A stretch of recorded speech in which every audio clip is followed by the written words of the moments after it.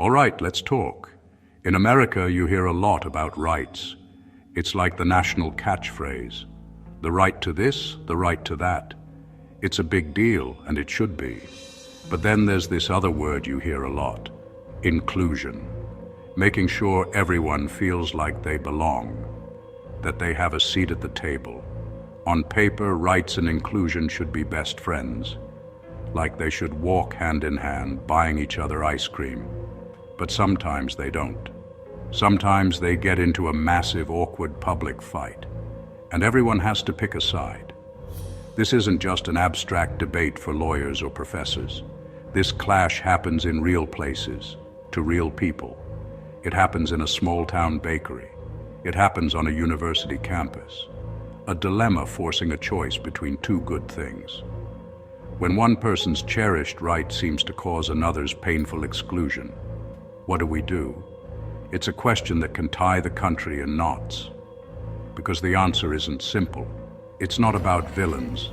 It's about two sides fighting for something fundamental, something deeply American.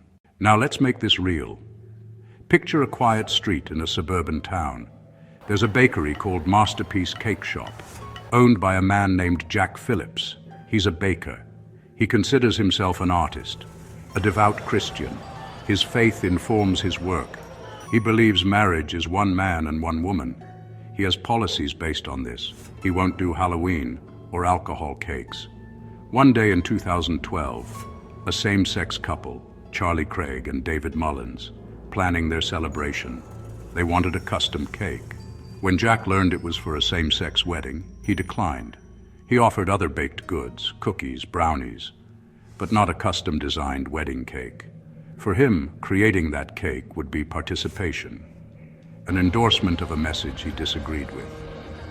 Charlie and David felt shocked and humiliated. It wasn't about the cake. It was their love, their relationship, their marriage. They felt turned away for who they are. They filed a complaint in Colorado. A legal firestorm began, reaching the Supreme Court. Step into Jack Phillips' shoes for a moment. He sees custom cakes as art, expression. The case leans on free speech and free exercise. Compelled speech. The state can't force an artist to create, like forcing a writer or painter to praise what they reject. For Phillips, this is conscience, his faith and integrity. Now walk out with Charlie and David. What they heard was simple. We don't serve your kind here. A controversial commentator is invited to speak, known for provocative views on race, gender, immigration. As the event is announced, campus erupts. Flyers go up, feeds explode, coalitions organize in opposition. They argue the rhetoric is dehumanizing, creating a hostile environment. The toll feels personal and real. The university is caught in a bind. Free speech obligations on one side, a duty to inclusion on the other. Some talks are cancelled, others proceed under heavy guard. In either case, nobody is happy. A university is a citadel of ideas, confronted, debated, dissected, not an echo chamber.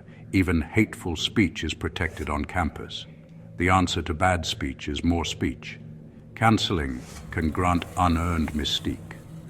The heckler's veto chills inquiry and narrows debate.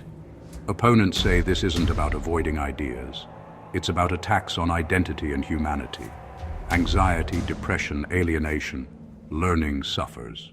A university must be safe and inclusive to function. Deplatforming here is framed as community self-defense, not no right to speak, no right to this platform. Two stages, same play. Individual expression and communal inclusion. One side holds the shield, the other, the banner. The path is a tightrope between anything goes and nothing goes. Get specific. Person versus message, inquiry versus harassment. Name the harms, build empathy. The law can draw lines, only culture builds respect.